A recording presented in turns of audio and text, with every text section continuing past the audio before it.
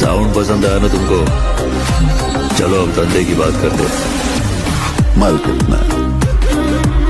2000 ton. Ton का कितना? 1 ton का 2.5 करोड़।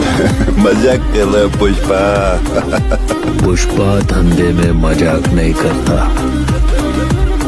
पुष्पा से धंधा बहुत मजा आता है।